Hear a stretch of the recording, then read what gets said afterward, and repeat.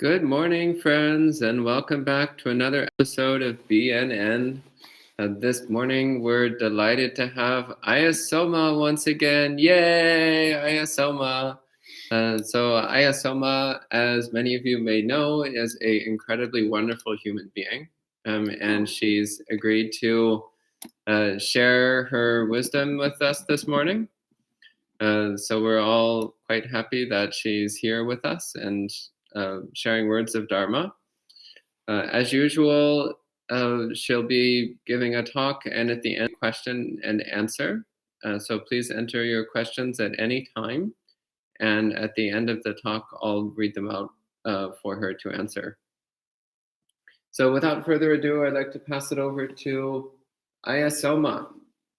So please, round of applause for Ayyā Somā. We can't hear your applause, but you can applaud anyway. So please. And so hello to a few friends who are checking in. Hello, Jens, Victoria, Suzanne, Adriana, Sally, Demi, and Jessica. Happy to see all of you joining in once again. And Key. Hello, Key. I don't know what time it is in Australia, but apparently it's Dharma time. So happy to see you joining in morning and evening. Please go ahead. Thank you, Brompton, and good morning or good evening if you're in Australia, or good afternoon. I'm not quite sure ever what time it is in Australia, but it's always time for Dharma, so the time is right. That's good. I'm not quite sure about me being wise, but I will be sharing a bit of the things that I learned, and I'm still learning along the path. So the topic this morning is food for thought, if I remember correctly. And that's part of the retreat that we've been doing over the past day. So during this weekend, so strong emotions. And you're probably wondering, or maybe you're not wondering because you're very smart, but wondering, well, what's got food got to do with strong emotions? And I would say that the answer is quite obvious, because whenever we have strong emotions going on, we usually try to cope with them in one way or the other. And what we tend to do whenever there's something that we perceive as not okay, so if we're experiencing any type of suffering, we lean towards a sort of happiness that we're familiar with, which is the happiness that is readily available through sensual pleasure. And given that we are in a secluded, sort of forced seclusion situation, then the happiness that is readily available, or what we perceive as happiness readily available, is readily available in the fridge. So it's like, oh, I feel really disconnected from all my friends, but very connected to this ice cream. Or I feel really disconnected, or really full of rage and suffering. Because as soon as I open the news, I read all the horrible things that are happening in the world, the deaths, the lack of organization and helping people, all the horrible things that are currently happening. So it creates a sort of internal void. But you open the fridge, or you open any kind of like cupboard in the kitchen, and instant chocolate happiness. So it's probably something that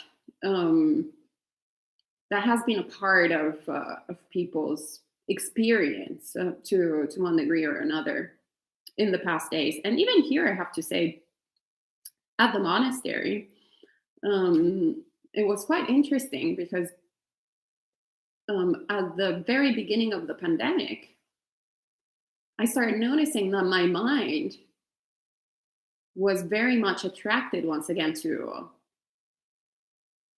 to food in the way that it had been attracted pretty much my entire life, or my entire adult life anyway, in that sort of sick, twisted way. And I was like, oh, wait, what is this sort of pattern? Well, that's familiar. Oh, I hadn't felt like this in quite some time. Oh, I'm trying to cope with the situation in by going back to the habits that I had very well developed in this field pre-Buddhism. So it was a really interesting kind of hmm, hmm, okay, so let me see. Let me see what's going on here. So the Buddha in that circumstance, by the way, I checked the schedule for this upcoming week, and it's great because during sutta study, we will be studying my favorite suttas this week. I think since I actually am the one who makes the schedule, I think that was another type of food gift that I gave to myself. So food for thought, actually. So we'll be studying the Sabasava Sutta in a couple of days. We will be studying the Kalama Sutta tomorrow. And we will be studying the Vasita Sutta. So all the suttas that we were talking about yesterday, and the question of the person who asked Bante and myself, what are your sort of favorite or pivotal suttas? Well, upcoming this week. But anyway, the reason why I brought that up was that so prior to actually, sorry, as we were talking about in the Sabasava Sutta, that the Buddha gives so many different ways to deal with things according to their nature and according to their circumstance. So he fundamentally gives suggestions in how in the manner through which we can deal with the situation. He talks about fundamentally the taints, so all our mental hindrances, how we can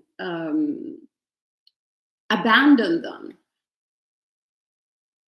through different ways. So by seeing, and we spoke about that, how to point the mind in the proper direction. We were talking about it yesterday. So instead of obsessing about who I was in the past, who I am now, what am I going to be in the future? So all of those sort of creations of self-identity or reinforcement of self-identity that we tend to indulge in, to actually go back always to the Four Noble Truths, but also then tends to be, and we'll go through it more clearly this week with Bhante Sudazo, and he'll do the sutta study on that particular sutta. But fundamentally, long story short, there tends to be abandoned by restraining. So restraining our sense faculties tends to be abandoned by using, and this will be the pertinent one today when we're talking about food. So food is something that we cannot avoid using.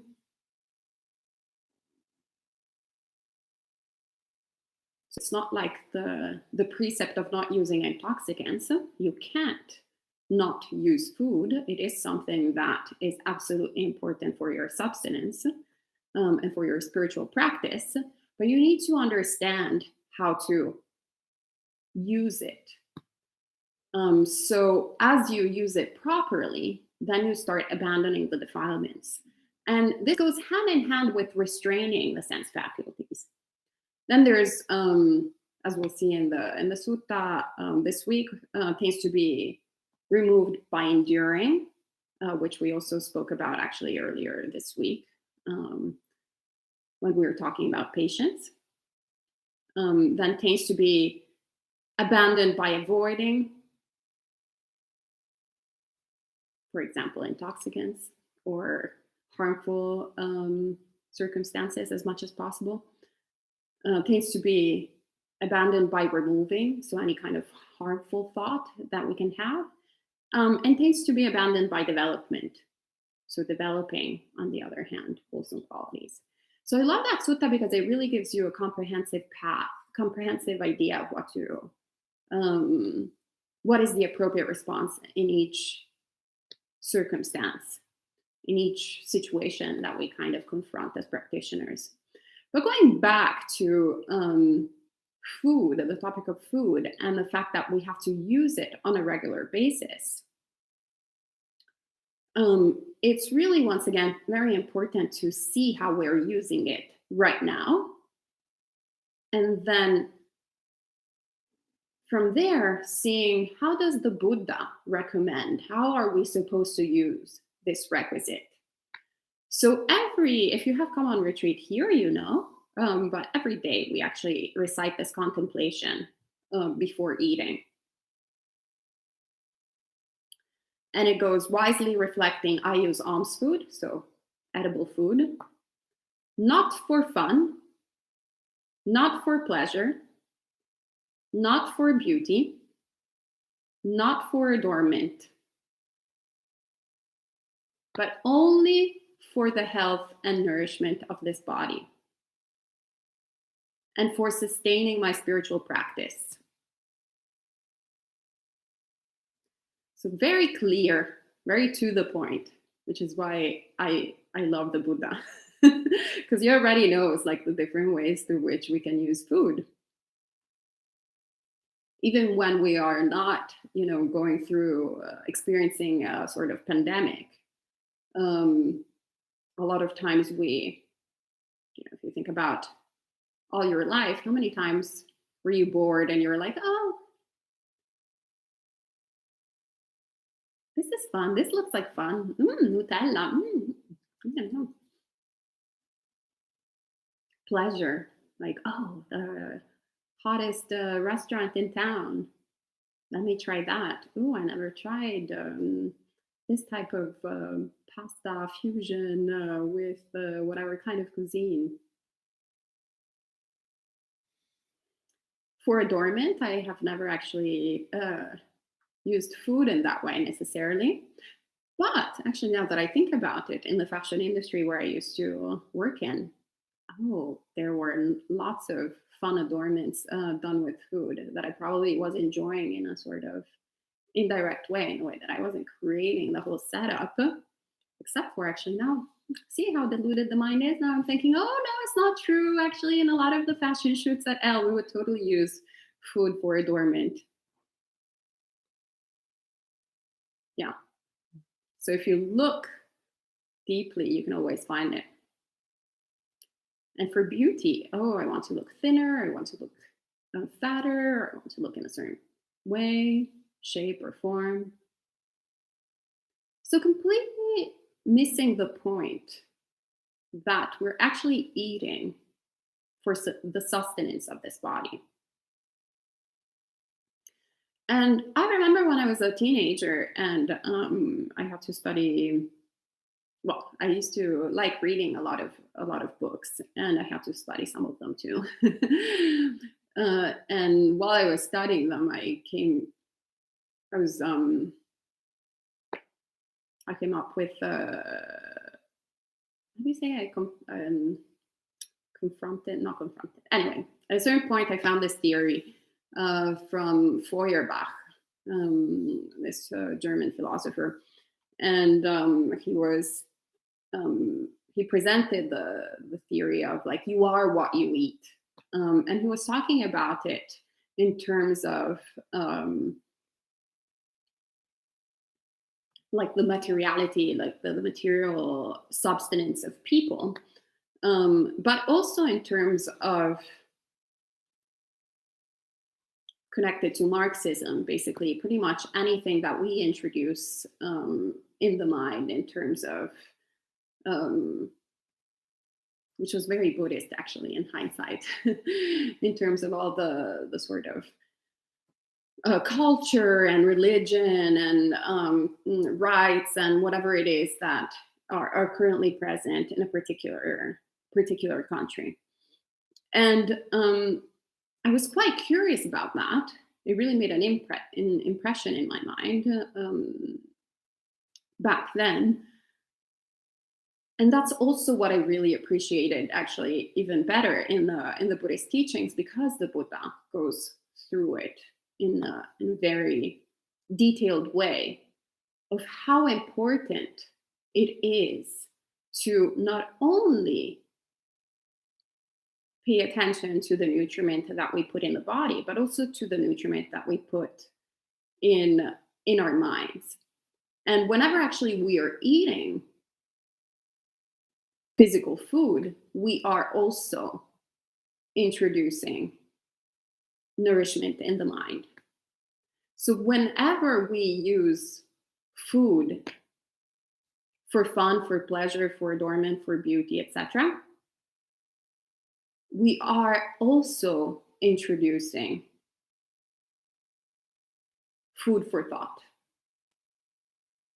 So nutrients for the mind. So creating different habits. So it's a lot more profound than that. And when you think about actually the food chain, what it entails to actually produce food to begin with, you start realizing that the food chain is actually less than pleasant. It's actually quite sad, the amount of suffering there goes into the production of food, even in the most ethical sort of way that you can produce food, which is having growing vegetables in your backyard. A lot of times at the Rockaway Summer House, so the retreat center and monastery that we were living in before Empty Cloud Monastery, where we currently are at. So we had a big, bountiful garden. And a lot of times we would harvest things we were about to eat. And there were a bunch of dead bodies in the plate that no one intentionally killed, but it's close to impossible to, no matter how careful you are, that a little insect or some creature will end up steamed, or will end up boiled, or will end up crushed in the process. And that is the most ethical way of having food, all the way to what we don't see, which is basically when we buy the whole, kind of nicely packaged, whether it's a vegetable, all the way to the biggest amount of suffering, which is meat at the supermarket or at a restaurant. These days we don't have the experience of the restaurant anymore, but we definitely have the experience of either shopping for groceries online or going to the supermarket, since some of you are still going in the actual physical supermarket, or ordering online from restaurants and having the food delivered. So something that looks somewhat pretty and kind of like aseptic in a way, free of suffering, is actually of meat, even in the most ethical way. There is an incredible amount of suffering. And if you go into the conventionally produced meat, an atrocious amount of suffering. Heartbreaking, terrible. The whole Holocaust of animals is happening there. So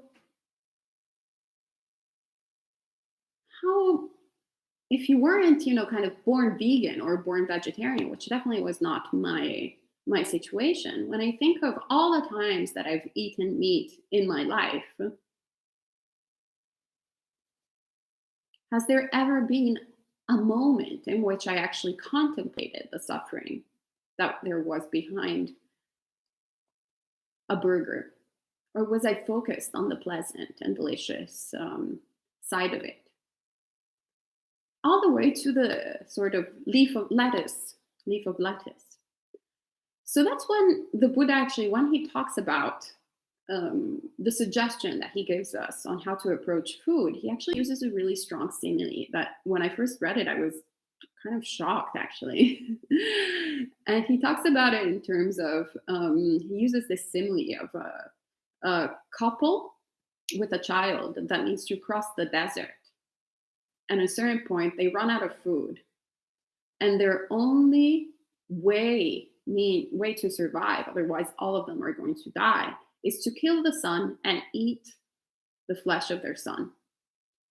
So they kill the son, they eat the flesh of their son, and as they're eating the flesh, they're obviously heartbroken, desperate, and going through a lot of suffering. And the Buddha gives us this reflection going like, do you think that these people were happy to kill their son and eat their son? Absolutely not. They were heartbroken, destroyed. So in the same way, we should be eating, not for fun and not for pleasure, not for adornment and not for beauty, but only for the sustenance of the body. So also not kind of, obviously not crying and not going through the other spectrum of a complete suffering. The reason why I seem to understand that he used that strong simile was because we are so usually infatuated with the pleasant factors of food that we ignore entirely the suffering. And so he uses that strong simile to make a really big impact in the mind, which he did actually when I read it. It's like very difficult to forget such a strong visual impression. And this constant reflection of the suffering, the inevitable suffering, that just by the fact that we're humans, just our life, in order to breathe, to go about in our life, it implies the suffering of a group of beings, of people and whatnot.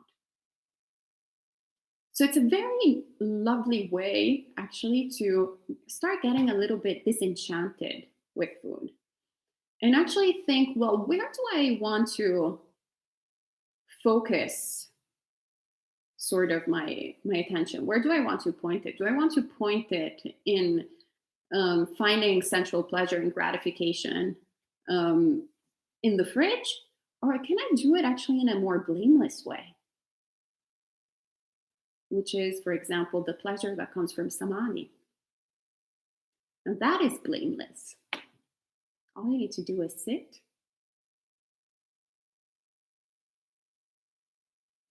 and collect your mind and train your mind, and happiness arises.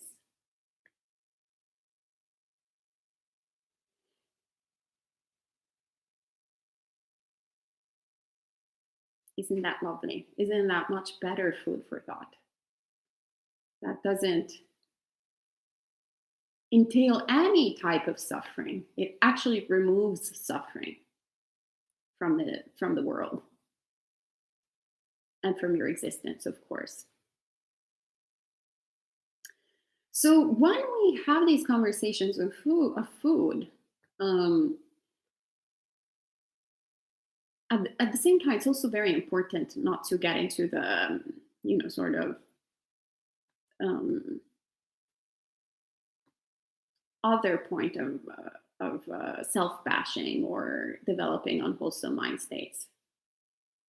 But rather, it's cultivating an understanding, cultivating these contemplations that the Buddha suggests for us, and going and really looking, observing our tendencies. So it wasn't until the Buddhist teachings that I actually did anything about my attachment to food. And I was completely aware of it. I totally knew that I had a thing for food. It's also very much embedded in my culture because I'm born and bred in Italy, so we are pretty obsessed with with food where I come from. But no one up until the Buddha ever had pointed out anything blameful about this approach. And so I was also completely unaware of the harmful effects that it would have on my mind. Because I thought, well, what's wrong, with eating? Well, the only drawback that I could see was, getting a little bit overweight or I don't know, maybe spending too much, etc., etc. But I also thought they were kind of like superficial reasons and motives.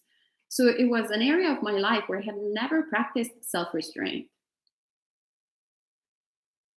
But the more you actually understand and contemplate deeply these teachings, the more you understand how self restraint is paramount, especially when it comes to food. And it's the one area of practice where you can, area where you can always practice because you have to eat pretty much every day. So we have the saying in Italian that says, l'appetito vien mangiando, which means appetite comes from eating. So the more you eat, the more you want to eat. The more you indulge in something, the more the attachment develops. So that's why we actually follow the precept in the Theravada tradition of not eating after noon. It's not something that is morally wrong to eat after noon, but rather it creates a sort of boundary of limitation to, first of all, see, look, acknowledge this dependence and this relationship that you have with food, and then creates also the sort of circumstance to the right conditions in order to slowly overcome it. But you can only do it by practicing. So letting go each time you have that sort of craving. And you're like, oh, well, there's a lot of dukkha right now. Oh, let me open the freezer and get whatever ice cream is there. So instead of doing that, perhaps maybe we can take it as an opportunity to actually really become friends with our suffering. So going, okay, instead of going for the quick fix, how about I actually stay with my experience and learn from my experience? What am I feeling right now?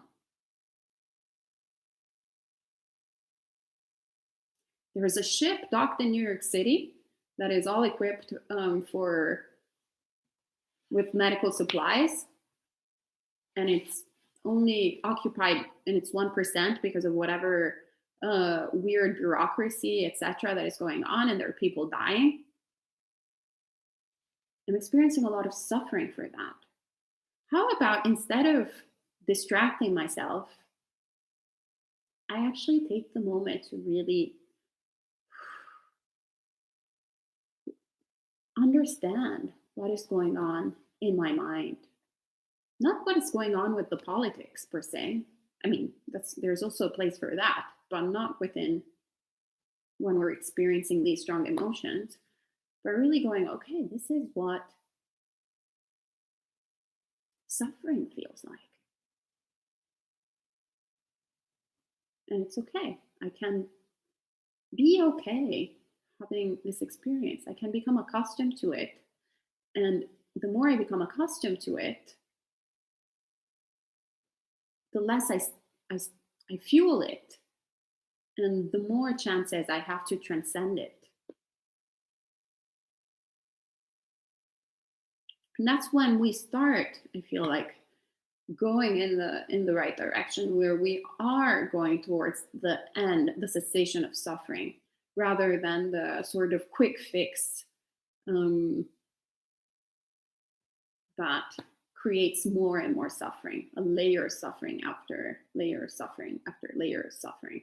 So I have to say has been one of the areas of the path where I've made the most progress, but because I was actually coming from zero progress when I encountered the path. It was like from zero awareness, zero anything, to extreme progress. Bante was always quite impressed whenever I was, for example, not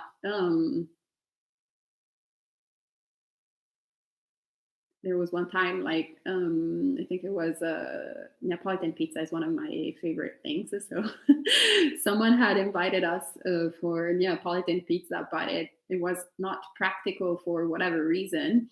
And so I kind of changed the plans, and he was shocked. He was like, wow, like beforehand you would have gone through so many, ordeals in order to actually get the type of food that you wanted. And you were able to let go of it in a second. And I was like, yes, it's incredible. What an incredible freedom and gift that this practice has given me. That I don't have to obsess anymore. I used to think that I could not live in a place unless it had Neapolitan pizza done properly. Well, in West Orange, I yet have to find a place that has, or see a place that does Neapolitan pizza as they do it in Italy. So what a great freedom that I can be here, or I can be wherever. I can move to Thailand. I don't think there's Neapolitan pizza in Thailand. I can move everywhere. There might be, apparently. Oh, well. Anyway, I'm pretty sure there's tons of places. There are more places where you can't find Neapolitan pizza than there are places where you can find it. So before, that such a strong sensual pleasure had limited my options to this. Now there's like so many incredible options in front of me, and it gives you a perspective of the path. That if letting go of something so trivial opens so many opportunities, the more trivial stuff you let go of, the more freedom you get until you reach absolute freedom. So that's all, I guess, what I have to share this morning. I hope it was beneficial in one shape or form, and if it wasn't, I am sorry for that. So I recommend going straight to the source of the Pali Canon. Thanks to Venerable Bhikkhu Bodhi, we have some incredible, delicious translations of the words of the Buddha. So sadhu, sadhu, sadhu to Venerable Bhikkhu Bodhi. Okay, thank you, Ayya, for that wonderful talk. And at this time, if anybody has any questions or comments, please feel free to type them in, and I'll start going through them. There's a few questions already, but first off, hello to a few more friends checking in. Hello, Junie, Maria, Elaine, Yuri Sid, Andrew, Ella, Michelle, Catalina, Alicia, Tin, Rupa, Demi. Welcome, all of you. Happy to see you checking in. So Sally has a very interesting topic, which might be slightly off the subject, so you can decide whether or not you want to take this question at this time. Sally says, yeah, our consciousness never stops eating. Let's eat the Four Noble Truths. How to not eat self-identity, greed, aversion, and ignorance. Shall I just correct myself each time when aware of thoughts?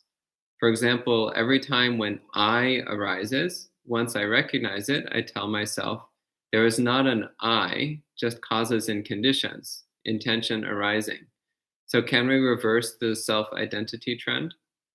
Let me read it, because otherwise, since English is not my first language, and it gets a little bit lost in translation.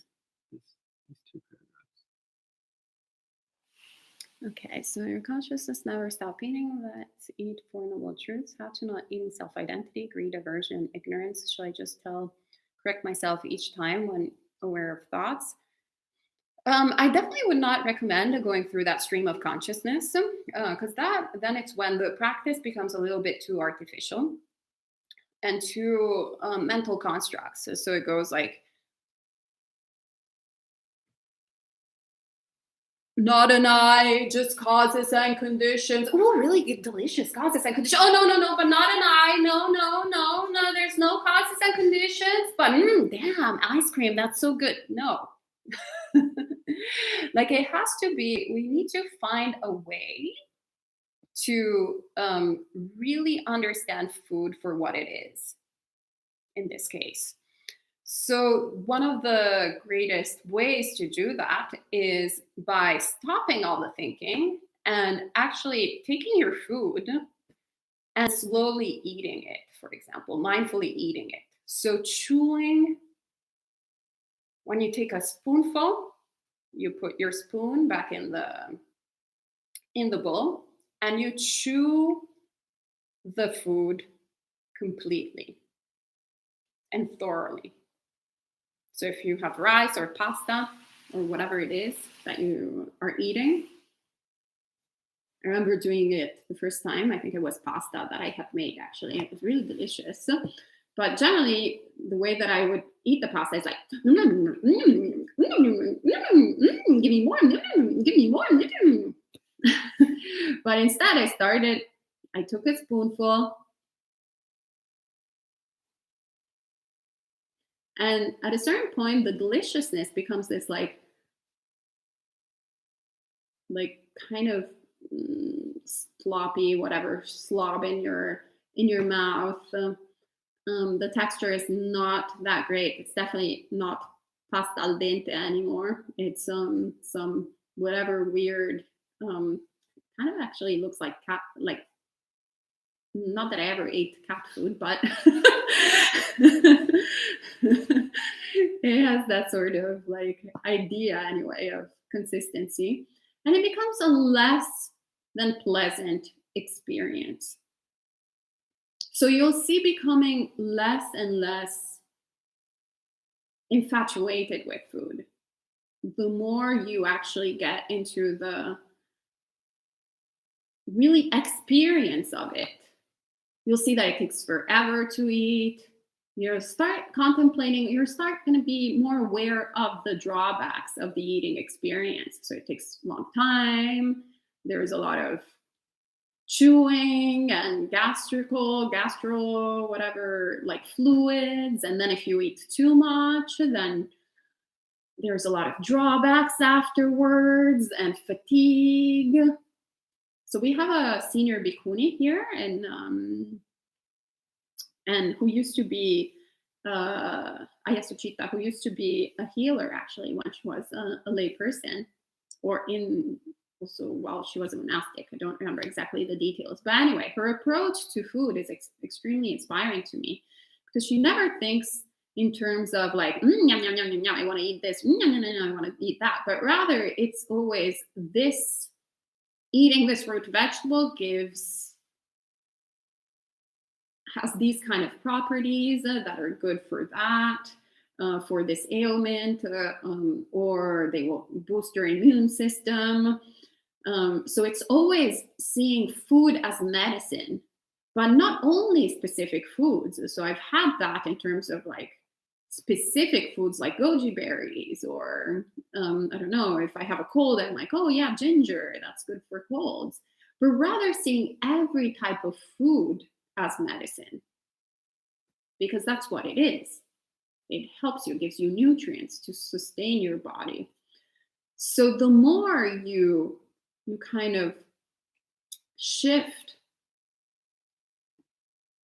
your practice towards really understanding the experience of food and seeing how eating something will have a direct effect on your body, will strengthen your body, will or fatigue your body if it's like processed crap, for example, then you will,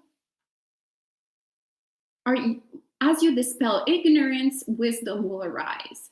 So instead of having to repeat it, I, causes and conditions, and this kind of like whatever, just thoughts and concepts, then you're going to see for yourself. This is not me, this is not mine, this is not who I am. This is just causes and conditions. There's consciousness arising, etc. But you want the experiential way, not the theoretical way. I hope that answered your question. Okay, thank you, Ayya. Next question.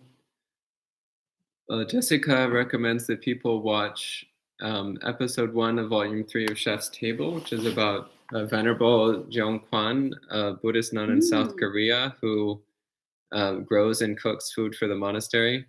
You know about her. Yes, I love her. Yes, Abu. Yeah, apparently she makes really delicious vegan food. So it's interesting because the Mahayana tradition, so the monks, I think we talked about it already like a few days ago. But anyway, for those who weren't present, long story short, I'll try anyway. So in the Mahayana tradition, for certain historical reasons, then the monastics started growing their own food. And then obviously, the more you're close to the food chain, the more you're close to the way that you source your food, the more then you become very, very mindful and as close as to non-harming as possible. So they are officially a vegetarian lineage. And actually in, I don't know about Korea, but definitely in Taiwan, the monastics are basically vegan. So they've been vegan for 1,500 years. Yeah, 1,500 years. So a lot of times people say that there are no kind of, that's like a recent trend, etc. And I was like, no, not really recent. Maybe in the West, possibly a recent trend. I'm not quite sure that if there were ancient vegan communities, but definitely in Chinese Buddhism, it's millenary tradition. And the reason why actually they call themselves vegetarian, but fundamentally, up until recently, it's my understanding that in Chinese culture, there wasn't really a thing about like eating dairy to begin with. And so the monastics weren't definitely having farm animals. They were already not eating any type of dairy. Eggs are considered meat. So they are vegan. And it's some of the most delicious food. Like the Buddhist vegetarian food is mind-blowing. Actually, there's Deer Park Monastery in California that is on Yelp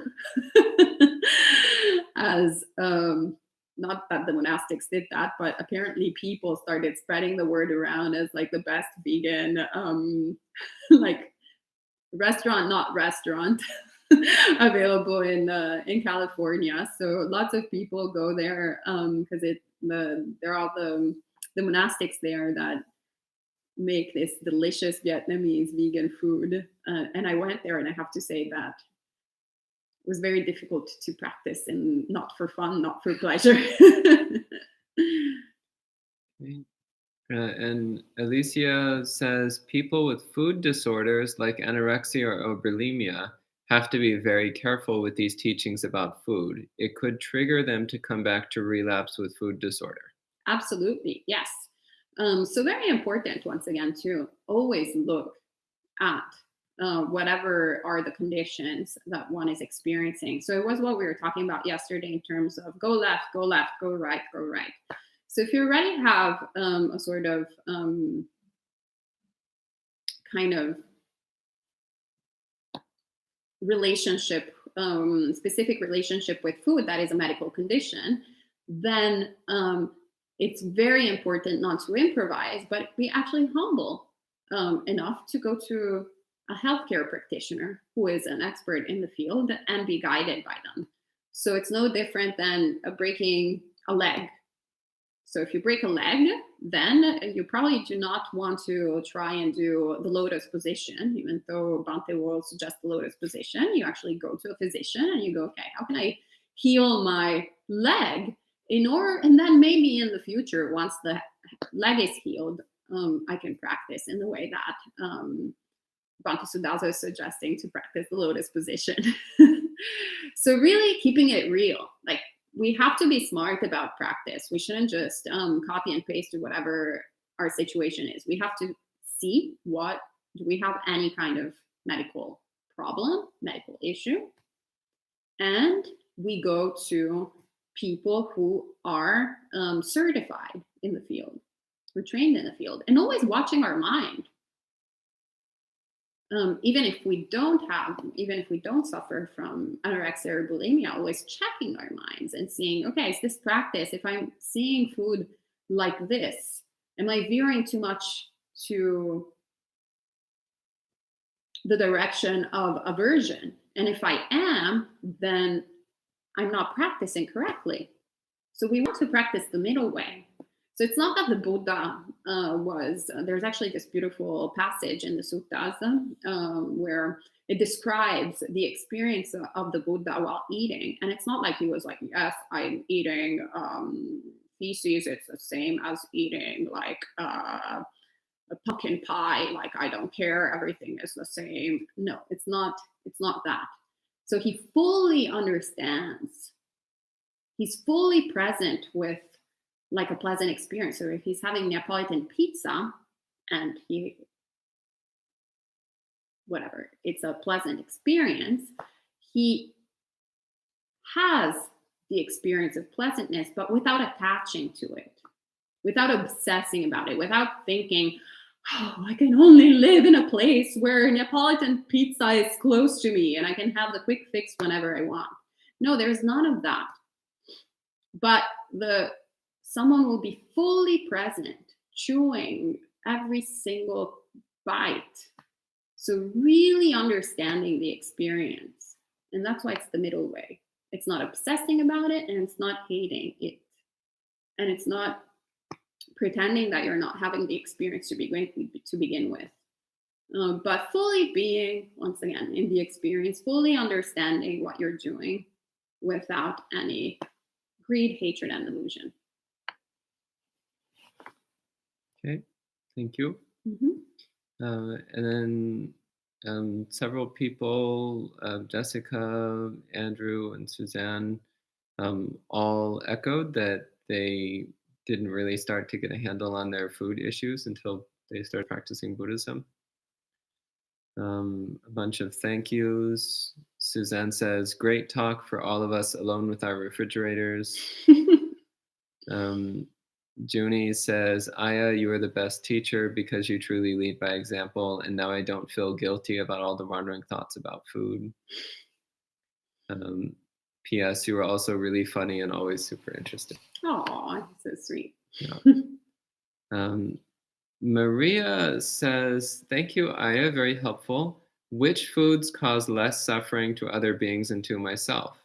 I struggle with meat and guilt when I eat it. However, I still crave it. Yeah. Thank you for asking that question and keeping it real. So it's, to me, it's no different than anything in practice. So whenever we study the Buddhist teachings, they all make sense.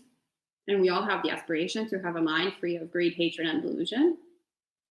But then we go about our days and we're like, oh, greed, hatred, and delusion. Ooh, oh, wait, oh, renunciation. Oh, why can't I practice letting go? Oh, why am I like still stabbing myself and creating all this suffering?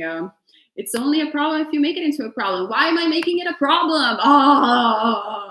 So we need to practice patience with ourselves. So we were talking about it the other day. And having a sort of good balance between forgiveness, self-forgiveness, and right effort. So having the commitment to live a life that is the least harmful as possible, but it's unavoidable that we are going to harm living beings inevitably until we attain enlightenment. So acknowledging our flaws or our less than perfect actions when that happens, acknowledging them, but not bashing ourselves for them. So when it comes to food, first of all, the acknowledgement that there is no such thing as blameless food, blameless eating, unless it's actually, this is what the Buddha says, alms food. So something where you have zero say in what goes into your bowl. And by alms food, I'm not talking about people coming to the monastery and bringing such and such things these days, because actually you can, as a monastic, for example, have somewhat of a say in what people bring, or to a certain degree, you can kind of have an implication, like suggest one thing towards the other. But rather actually doing what we did in Thailand a few times, which is going, not weighted by anyone. Nobody knew that we even existed, but we woke up in the morning and we went in town with our alms bowls, and whoever felt inclined to give anything gave us something. So we had zero sort of relationship with what was in the bowl. The only opportunity that was given to us there was to practice gratitude and non-preference. Now, if you're not a monastic, and also if you're not a monastic in Thailand, or Burma, or Sri Lanka, I believe, or certain specific Theravada countries, then you automatically, whether you're a monastic or a lay person, you get to a certain degree closer and closer to the food chain and to the actions. So the question is always, what is the least blameful way of getting food, or the least harmful rather than least blameful? Blameful is a very charged word. And inevitably, if you think about it, it will be where it's a vegan option, where there's no living beings tortured to one degree or another. Now, of course, this is the sort of goal, not goal, but like ideal. And this is where we're at, full of greed, hatred, and delusion. So what I personally recommend is a harm reduction strategy. So if right now you're eating 4 times a day meat at every meal, then start reducing it to 3 times, to 2 times, to once a day. Then if you're eating once a day meat every week, then start reducing it to 5 days, 4 days, 3 days. Reduce it. So then you get to a point where you're actually perhaps lacto-ovo-vegetarian. And then when you're a lacto-ovo-vegetarian, then you're like, oh, actually, sorry, getting back to the meat, you can go, if I really can't renounce meat, perhaps instead of renouncing meat altogether, I can think, I will eat meat only if it's raised from small local farms, for example. So instead of picking the Holocaust, where the animals are killed in the Holocaust, I pick the death that is still terrible and horrible, but at least the animals have had somewhat of a dignified life throughout that. So from there, then once you've mastered that and you're reducing things, then perhaps you do the lacto-ovo-vegetarian. And then when you've mastered the lacto-ovo-vegetarian, you can entertain veganism, but also within veganism, perhaps you're eating actually a lot of crap at the very beginning, which is is genetically modified. It also harms lots of different beings. It also harms lots of workers who are involved in the production of high scale, large agriculture. Then you start actually going all the way to supporting small local farms that give you the vegetables. And then even better than that, you start growing it yourself. Perhaps you join a community garden and you start growing your own food. So there's always ways to be less harmful to the world. And instead of focusing on the drawbacks, instead of focusing, oh, I'm a really terrible person, I ate dairy, then you can go, oh, I actually am a great person. Before I used to not even care where my dairy was coming from. Now I'm actually trying to do it in the least harmful way. And then you can go, oh, I used to eat cheese, milk, all types of dairy products, and now I only eat cheese. Okay, that's great. Well done. That's great. Okay, maybe I can also let go of the cheese. Oh, okay. Yeah, great. So it's a constant practice of renunciation. Now, this being said, if you can go straight to the most ideal result, by all means, do that. And you don't have to necessarily do a gradual path, but you have to be also realistic with yourself and encouraging with yourself. Is this sustainable?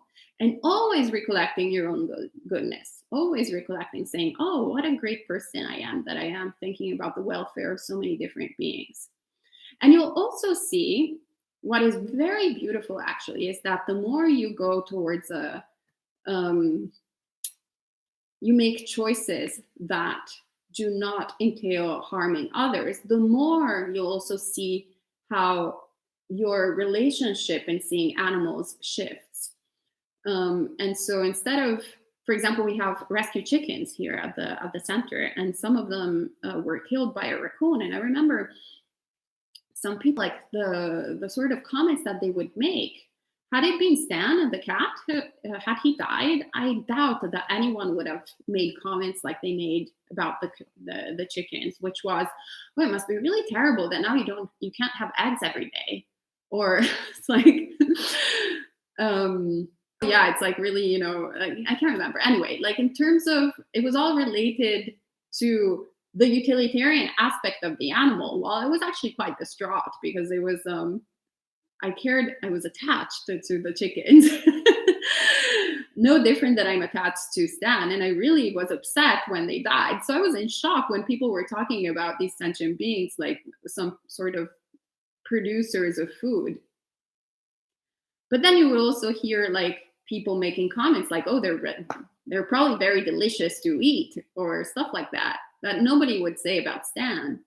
And it really gives you, though, an insight on how the more we eat meat, the more we relate to sentient beings in a particular way. And if you notice vegetarian animals versus non-vegetarian animals, the way that they relate to other sentient beings is radically different. And a vegetarian animal has those elements of tranquility and kindness in them. And we are also not afraid of them. So it's actually a really beautiful, so cute. The deer are so sweet, when they're eating the grass or the cows. So really looking at the implications of something as simple as just eating chicken. How does it shift your relations towards chickens? Do you actually see chickens as food, or do you see them as sentient beings? So all of these contemplations then help you, give you the strength to make more wholesome choices. That was a long story, very long. So there's a few questions which are a bit off topic, so I'm going to skip those and recommend that you bring them to Monk Chat this evening. So if I skip your question, it's not anything personal, just because it's not quite directly on topic. So Monk Chat is at 7:30 p.m. So you can bring all your questions, related and unrelated, So Elaine confessed that she once mindlessly ate cat treats in a dull-minded state. Um, so I respect your confession, Elaine. Sally says, I seldom eat mindfully. Usually I am in a hurry. Next activities contained with the whole mind. The breakfast I ate just now, my mind was aiming on finishing it soon, so I can finish in time for BI. How can we mindfully take each spoon, not hurry for the next spoon or the next activity? So, waking up a little bit earlier and taking the time. There's no way around it. You really need to take the time. So, I remember Bhante Sudazo early on when I first met him said this very simple thing that actually made an impact in my mind. And it's not that it was very simple. I was like, it's not that you don't have the time. It's just that you decide to do something else with that time. Simple as that. Every moment we decide what to do with our time. We always have time. So take it very seriously as a meditation practice. So we keep on thinking that meditation practice is just sitting, thinking.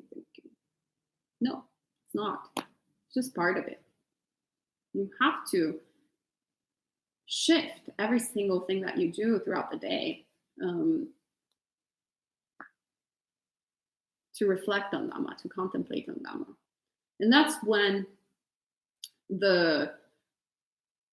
then you start practicing the Noble Eightfold Path. Because meditation is only a really small part of the Noble Eightfold Path. It's not otherwise the Buddha, there wouldn't be an entire volumes of the Pali Canon. There would just be like one sutta. I have one thing to add. So I visited a Chinese temple and they teach our lay people to count each spoon that we eat. And that really helps me. Great. Yes. So Jen, if you haven't heard, I don't know how good the audio is there. You can ask people. Have you heard what Jen said? We can tell anybody while we wait. Okay. How about you rephrase? So Jennifer was saying that one of the monasteries that she went to, they were instructed to count each spoonful of food while they were eating. And she said that was helpful for her. Yeah. So there's lots of different ways in which to practice mindfulness of eating. So that's actually a really great way of doing it. Thank you for sharing it. And then really, once again, putting the spoon in the bowl, that's very helpful while you're chewing the food because it gives you a sense. Also, you're also going to notice the impulse that while you're eating, you're already like thinking about putting the second spoonful in your mouth. But if you actually put it down in the bowl, then you realize that it's there. What I personally do, actually, I have to say, is normally, if I'm practicing well, I do because we don't have dinner, I do half of the meal really mindfully eating, having the experience, and putting the spoon in the bowl. And then I also like eat fast, I have to say, at the end of it. Otherwise, I don't eat enough, and I will be very hungry in the evening. So I need to also make sure that I eat enough. So you'll notice that by eating very, very slowly, you'll have the sensation of eating a fullness faster. But at the same time, I have to say that if I don't eat enough, then I will be very weak with the Theravada diet. So it works great, actually, if you're having dinner, to always do it that way. Because it's in Mahayana, they have the medicine bowl in the evening. So that works great. But if you're following the 8 precepts, then I would always look at also what is practical. But this is kind of unorthodox of what I'm saying. So maybe you should discard what I just said. Okay, then Emily asks, When we are responsible for providing food to other human beings, including children, what attitude should we take to food not being for fun or for pleasure? Medicine. What is the most beneficial for people around you? So that's also what we do here. So at Buddhist Insights, we have an empty cloud monastery. We constantly have retreats. So when there's not the pandemic going on, so we have lots of people coming in and out, and every weekend coming to practice with us. So there's food for lots of different people, and they're kind of like our part-time children.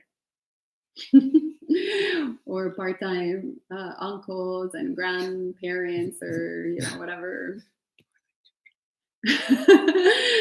But anyway, yeah, I would say more like children, because it's people like we kind of need to take care of in a sort of we tend to be sort of the parent figures in that particular situation.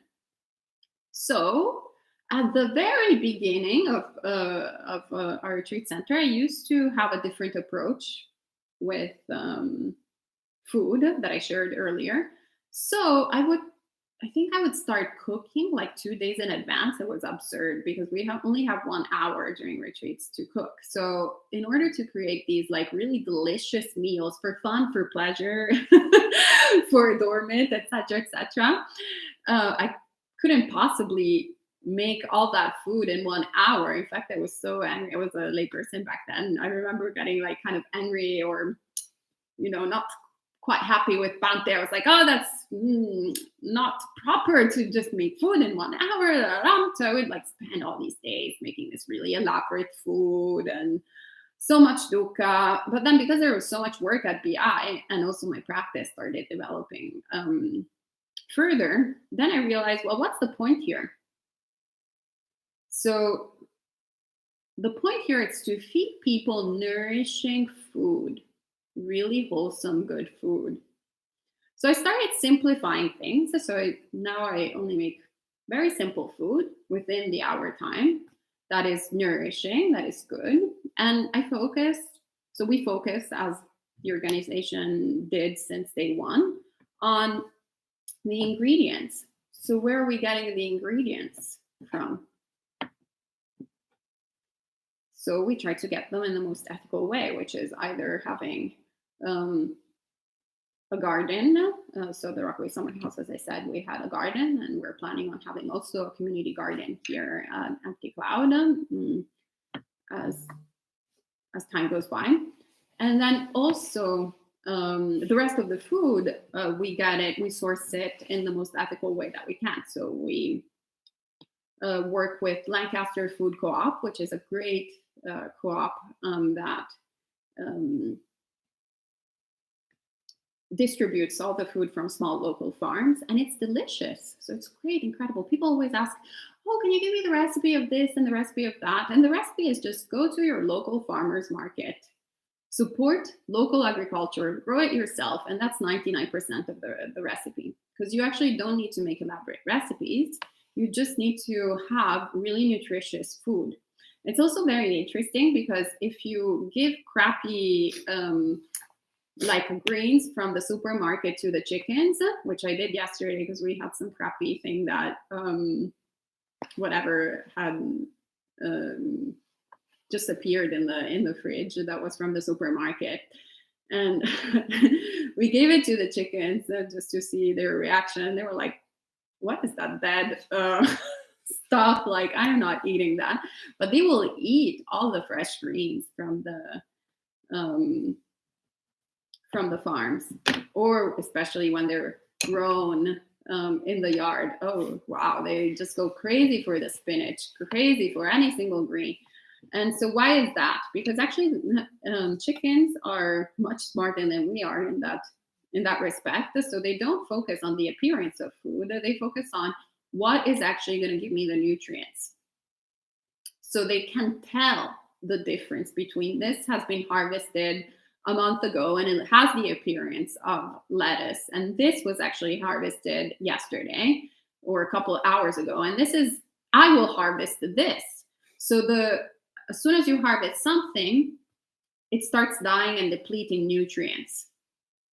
So the longer the food chain is, so if it's the lettuce is shipped from California, it doesn't matter if it's organic, it will still be dead, something with very low nutritional value, which will also taste poorly in the mouth.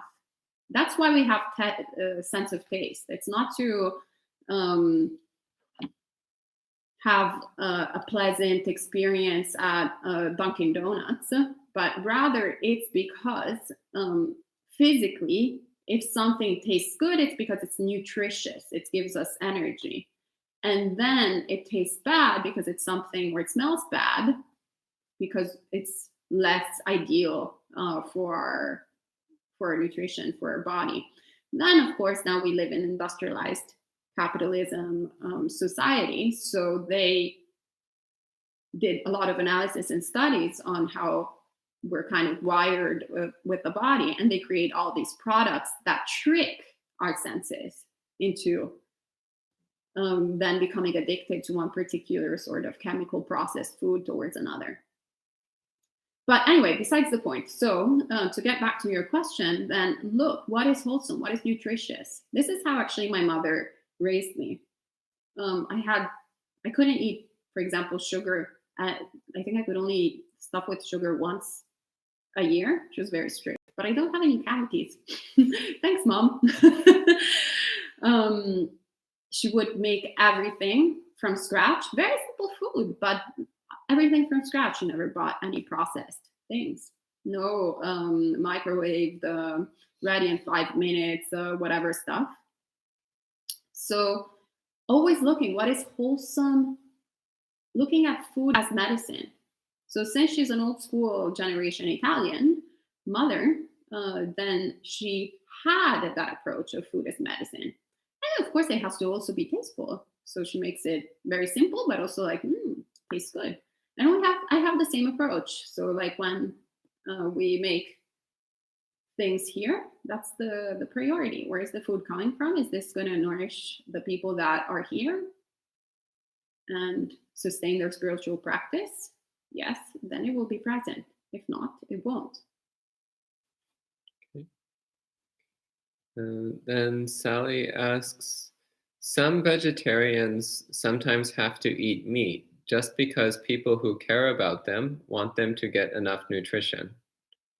Maybe think a way that it's receiving alms food can release the guilt a little bit? Or do you have other advice on how to ease the guilty mind if the family members won't change their minds? So I would say that, we'll have a special edition session just on guilt, because I feel like it's kind of relevant to for a lot of people. It was definitely relevant in my practice. In terms of, there's not a straightforward answer for this because I don't know exactly your particular circumstances. So I would say that it's good to also teach people around you to respect your choices, but at the same time not to be too rigid. So I would say that if you are invited to your grandparents' house and at a certain point there is meat on the table and they give it to you and you eat it, well, you didn't have any say in the matter, so it's okay. But at the same time, it's also good to perhaps say, I'm trying to follow a vegetarian diet, so if there's vegetarian options, that would be good. And really explain to them without guilt tripping them that they're eating meat, but really saying, well, I feel better. I feel more energized. I also want to, make a better impact and be a role model for other people. So if you can please respect my choices, this would make me happy and it would be very supportive. So instead of criticizing others for doing what they're doing, just asking them for support and help. Yeah, something. Yes, please. I would also add that this belief that vegetarian diets are not nutritious is completely false. I don't know where that belief comes from because historically humans have been mostly vegetarian for thousands of years, and meat was actually quite rare and difficult to get, except for the ultra wealthy. So I don't know why people these days believe that you have to eat meat every day, because that's just not true. Just not the way human bodies work. Yeah, thank you, Bante, for actually pointing that out. Yeah, that is really a product of the industrialization of food. Because there was that mentality. Actually, not only were we all vegetarian for the most part back in the day, but actually we didn't have the variety of vegetables that are available these days, the variety of nutrients that are available these days.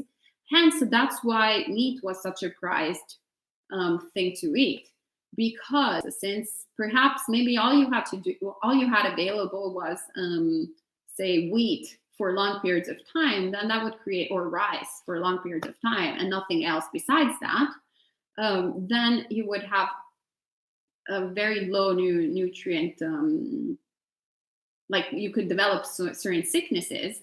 So if in the rare time where meat was available, then it provided a lot of different nutrients. But in this day and age, we have way too much food. We have way too many nutrients. You can find every single like Chinese root at the Asian market. It's incredible. Like the amount of nutrients, like nutritious food that is available out there, it's mind blowing. So it's actually the opposite. We don't need to eat meat these days. And back in the day, you can see why there was a purpose to eating it. And people are obsessed with it because of that heritage of going like, oh yes, meat, such a prized thing. But these days, actually, everybody can be like vegan for that matter. Not everyone, but definitely in the West, we're very privileged. So we can all be on a vegan diet by default if we want to. Key makes the interesting remark that he was on a retreat with Brother Phap Hai, and they had to eat with their non-dominant hand. Oh, yeah, Brother Phap Hai. Well, first of all, he's an incredible human being. Actually, one of the reasons why I decided to become a monastic, because I was like, if I can't get awakening, but I can become like Brother Phap Hai, that's good enough for me. Sign me up for that. He's a remarkable human being. He's a monastic, an Australian monastic ordained in the Thich Nhat Hanh tradition. And he actually teaches really beautifully mindfulness of eating. So yeah, thank you so much, Ki, for sharing that. I'm so glad you had the opportunity to experience it. If you'll ever see PSA, if you'll ever have the opportunity to go on retreat with Brother Phap Hai, take advantage of your good karma and do it.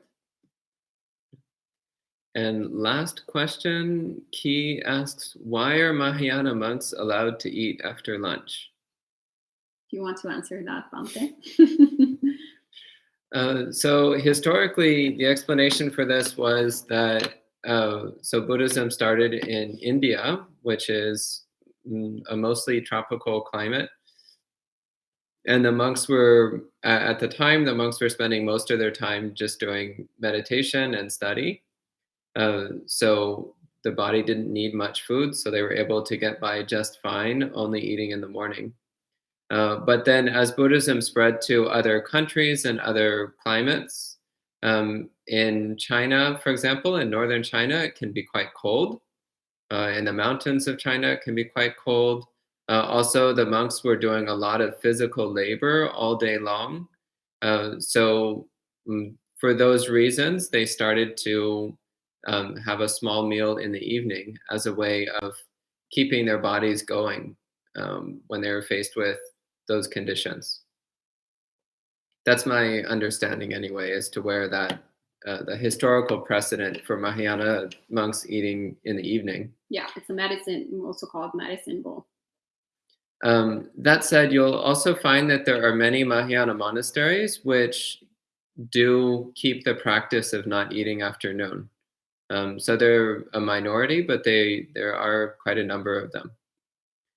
Anyway, that's the end of the questions for this morning. I'll just add one thing to that. Yes. Actually, when we were in Thailand, it was really clear to me how actually it's not why the Mahayanas don't eat afternoon, but why the Buddha suggested to eat once early in the morning to begin with. Not early in the morning, but once one meal a day to begin with, because you don't need anything else in that tropical climate and with that sort of lifestyle. Yeah, I would only eat first thing in the morning. That's it. At 8 a.m. That was my main meal. And actually, it was way too much food to begin with. So, yeah, there are always different causes and conditions. Okay, so thank you all for joining in. So if you feel like I skipped your question, then once again, anything which wasn't directly related to the topic, you can bring up during monk chat this evening. So please save your questions and bring them up during the monk chat session at 7:30, and we'll go through it at that time. And we will also be meeting at 1:30 today with Bhante Sudazo, who will be sharing a few thoughts on deep listening, which is a lovely practice that we also do here at the Empty Cloud Monastery. And yeah, so once again, the meetings are at 1:30 p.m. and at 7:30 p.m. So we encourage you to keep your meditation practice, so walking meditation and sitting meditation for the morning. Then we'll be meeting at 1:30 p.m. and we will actually be recording the whole afternoon of practice here at Empty Cloud. Not recording, but it will be live streamed. So for those of you who want to practice with us as we're practicing. All right, so may your practice go well, and we'll see you at 1:30. Sadhu, sadhu, sadhu.